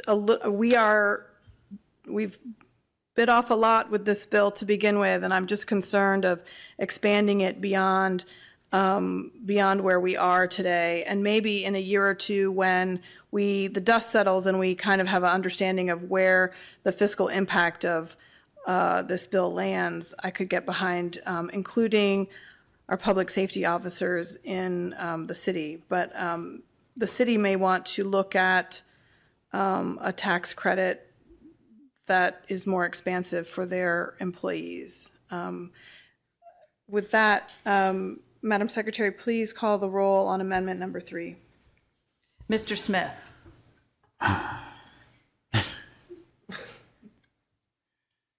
Actually share the sentiment of some of the colleagues that have spoken here recently, but aye. Ms. Hummer.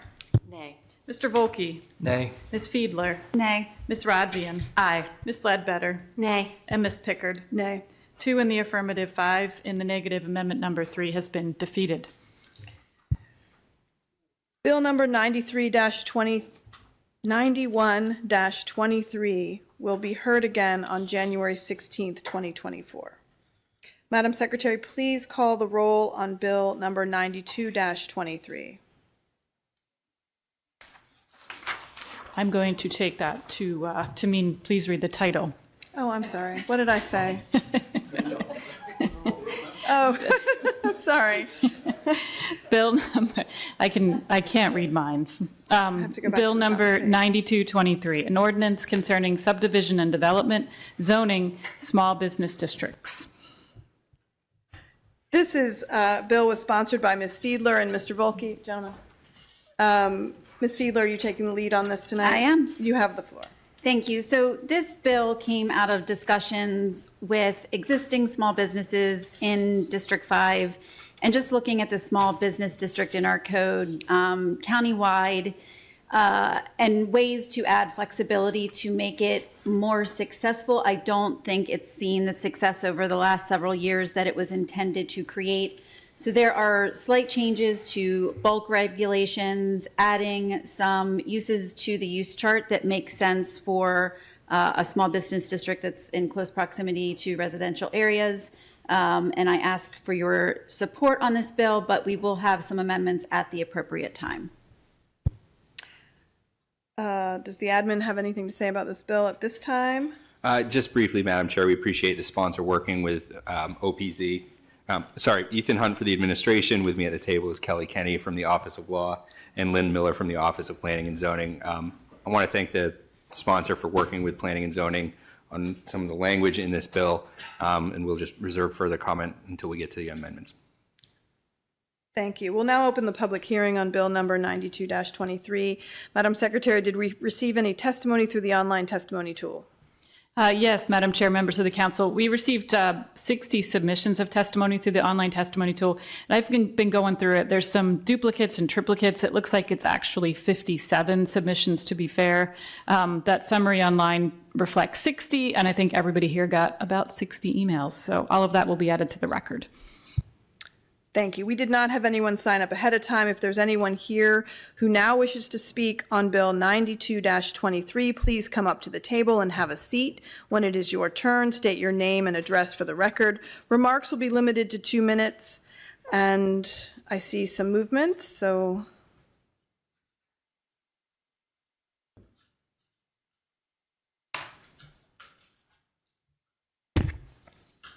sir. Okay, great. Thank you. And David Morseberger, Davidsonville, Maryland. I'm testifying in support of this bill 92-23. We must work to restore our communities, and local small businesses provide a place where the community can gather and congregate. I remember as a child visiting small community businesses near Maryland City with my friends and my family. Further, we need neighborhood businesses so people may walk to and do not have to drive longer distances to get the services they require. We need the business tax base so that other taxes and fees are not required to go up to support the county's budget. We need community businesses to provide the jobs for the young students in the area, kind of their first-time jobs, and the things that happened when I was growing up. And as I mentioned, this is a great step in restoring our communities where everybody comes together and as a community. So I request it, and please vote in support of this bill. Thank you. Thank you. Mr. Dahl. Thank you. David Dahl, 313 Georgia Avenue, Glen Burnie. So I actually read about this beforehand, and I thought it was going to be deregulating smallest business districts, but here it says that it's making it that you're going to restrict, what was it? Requiring architectural features for development. So we're going to be adding regulations? Okay, so I'm confused on the requiring architectural features. Well then, I am kerfuffled here. 2 minutes to say nothing. Well, I'll tell you what. Wanted to say this in the opening 2 minutes. So I know a lot of people look at left and right politics. I look more of it up and down, total control or no control. So we have a red team and a blue team. I think of more of a golden team and a purple team. Individuals who are trying to grow the government and create more regulations on us, and then those who are trying to peel this back and let us live our own lives as we seem fit. I think I'm becoming a little bit of a libertarian populist in that I look at a big triangle of people from the far left and the far right who are looking to advance the cause of liberty. And then there are those on both parties who are looking to advocate totalitarianism by any means that they want to call it. Yeah. So if you're part of the golden triangle and not part of the purple triangle, come on down to Libertarian meetings. We're going to be at Libations on Thursday, and everybody's welcome, 6 to 8 p.m. Thank you. Thank you. Ms. Johnson. Julie Johnson, P.O. Box 6634, Annapolis, Maryland. I got a number of phone calls about this particular bill. I had not particularly been engrossed in it, and I apologize for my lack of intensity and enthusiasm, but it was the holidays. But one of the concerns that these people basically are saying is with the dramatic increases in efforts to create more commercial areas, there are a lot of local folks who are saying, but we didn't come here for a commercial place. We came to live here in residential places, and of course we need to support our local businesses that exist, but we're concerned about, they're concerned about the additional problems of traffic and all the rest of the infrastructure that goes with supporting businesses. There was another thing that in the conversation reminded me of something that happened somewhere between 15 and 25 or 30 years ago. Someplace, I think it was Anne Arundel County, but I was speaking to people from Anne Arundel County. Somebody had approved a development in a community where they had put in a cul-de-sac, and so here are all these houses around the cul-de-sac, and this comment relates to the setbacks from the side boundary lines. What happened was they needed to call fire responders, and they couldn't get the ladders up between the buildings because the setbacks weren't adequate. And consequently, this was a serious matter. Now, I wish I could give you more precise information on when and where that was, but sometimes when we get old, we forget. But I've also been told teenagers sometimes forget things too. So it's not, and it's obviously not intentional evil. And I am hoping that you all will understand the sincerity of people really being concerned about the change in the community that they came to being something they don't want. Thank you, Ms. Johnson. I do not take questions from the panel. That's up to Madam Chair. I'm sorry? You've had your 2 minutes. Thank you. The public hearing on Bill number 92-23 is now closed. Madam Secretary, please read the title of Bill number 92-23. Bill number 9223, an ordinance concerning subdivision and development, zoning, small business districts. Ms. Fiedler. Thank you, Madam Chair. So I wanted to address some of the comments here tonight, and I think Ms. Rodvian may at the appropriate time make some comments too. We received a significant amount of emails on this legislation.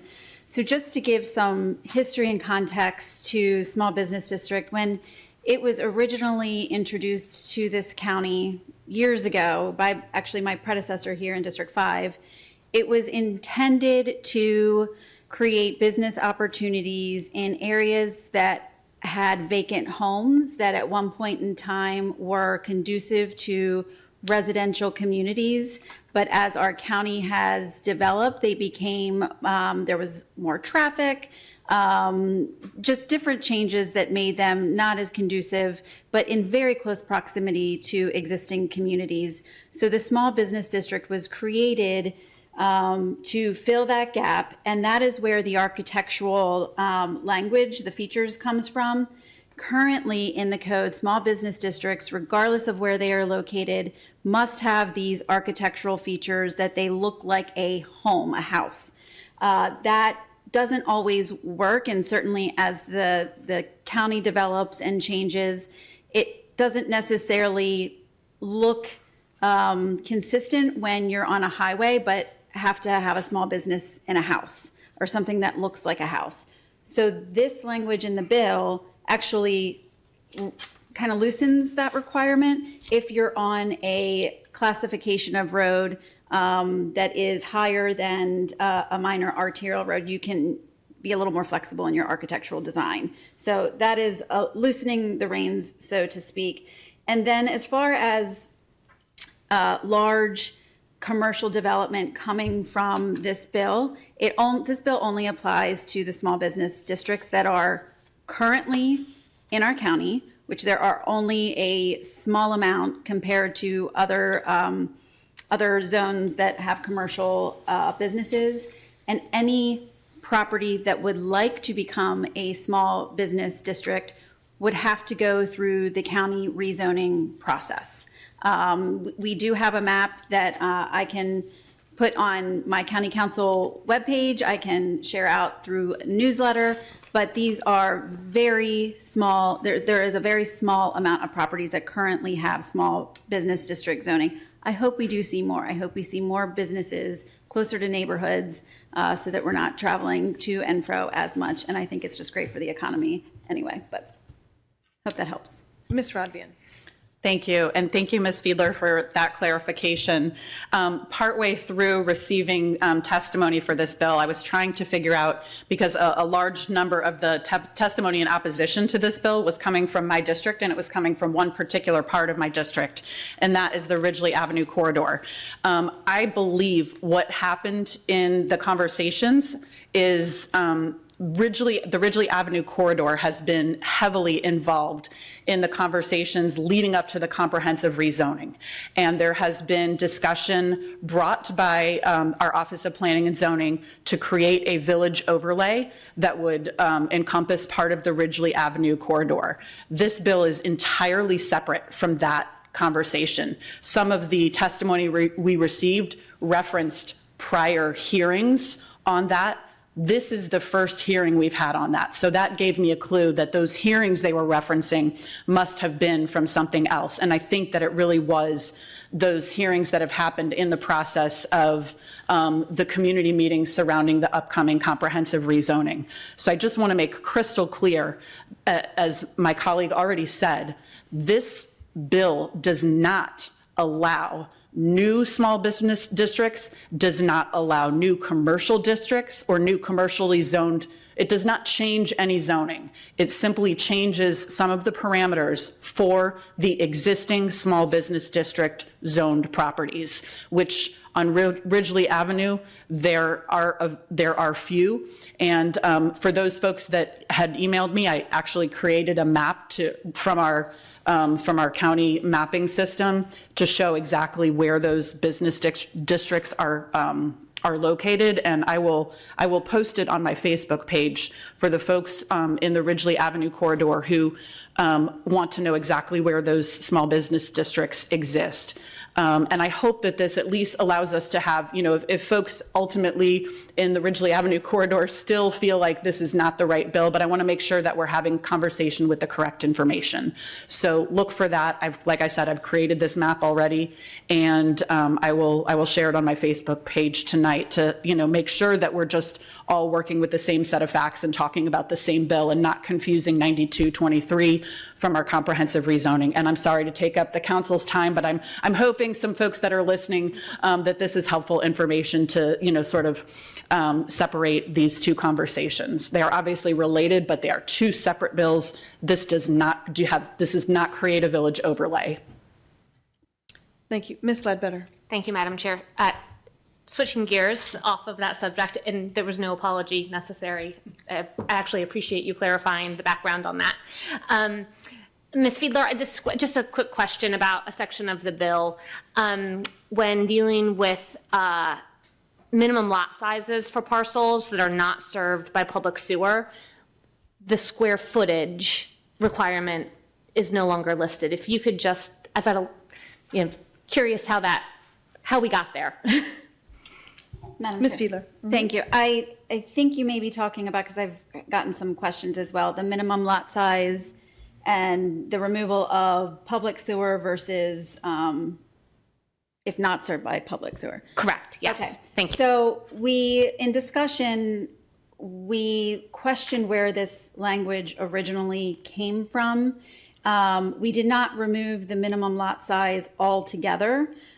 We have changed it to just one minimum lot size, regardless of public sewer or not, and that is 15,000 square feet. And that came out of looking at other bulk requirements in both low C1 and R5, and just trying to figure out a good place to land in the 15,000 square feet seemed reasonable.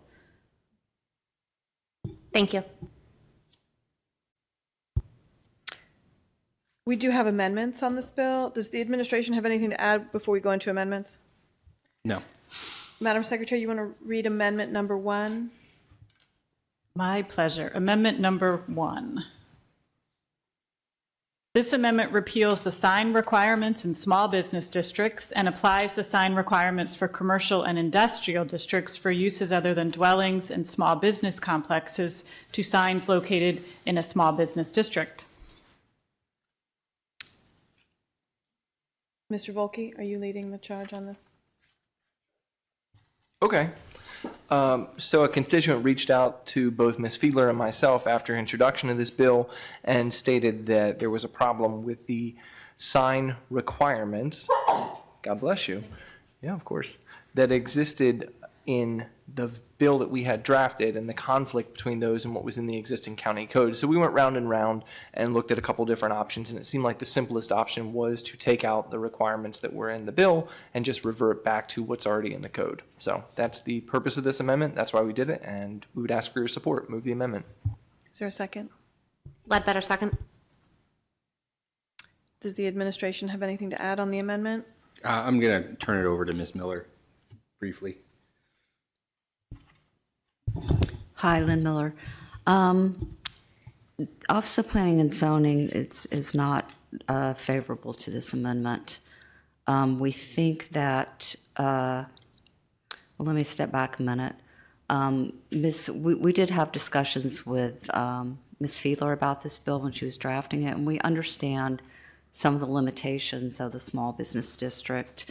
So we were open to the idea of allowing a wider range of uses and to some of the things like reducing the setbacks a bit. Our concern at this point is we feel like, given the totality of the bill now and with these amendments, it's starting to move pretty far away from the original intent of the small business district, which is really to allow some non-residential uses, but to maintain a residential look to the area. So additional allowable uses is fine and some reduced setbacks, but when you start increasing the amount of coverage allowed and increasing the allowable square footage of your principal structures in some cases and your accessory structures, collectively, I think we're starting to lose the intent of what the zoning district is. Specifically about this amendment, the allowances for signage in small business districts is very different from what's allowed in commercial industrial districts. Small business allows one freestanding sign at, I think, a 10 square foot area in size. Signs you can have many more and much larger signs in commercial and industrial districts. So again, if you ended up with that, I think we're starting to negate what we felt was the intent of this zoning district to start with. Also the architectural standards that we talked about earlier, those are still retained in the bill except for when it's on a principal arterial highway. But with the exception of, I think, Defense Highway and Ridgely Avenue that Ms. Rodvian talked about, all the other small districts are on principal arterial roads right now. So we would be losing that architectural standard requirement too, which is one of the key things that we felt was distinguishing this district from a commercial district. So that's just something for the council to keep in mind as you're considering all of this, is whether the district in the end is going to accomplish what we had intended it to. Ms. Fiedler. Thank you, Madam Chair. I really appreciate those comments, Ms. Miller. I know we've worked a lot on this bill, and I think it's important to recognize that the small business district hasn't been utilized, I don't think, as much as it was intended to, and lifting some of these restrictions is hopefully going to change that. But I want to make sure that we're talking about kind of the same scenario. The way that I understood it was that if a small business district property wanted to have a sign, I don't know, that says no parking here, or a directional sign, let's say they have a drive that goes around what is now looking like a residential house, but it's just so that they have one-way, traffic. If they have a directional sign on the property, that is their one freestanding sign. So they have to pick between, do I want a sign that says this is a business, or do I want a directional sign? Excuse me. No, I don't think that's correct. The section of the code that this amendment would change deals with freestanding identification signs. So that's where a small business is allowed to have one, and a commercial industrial business can actually have one, I think, for each road frontage. Yeah.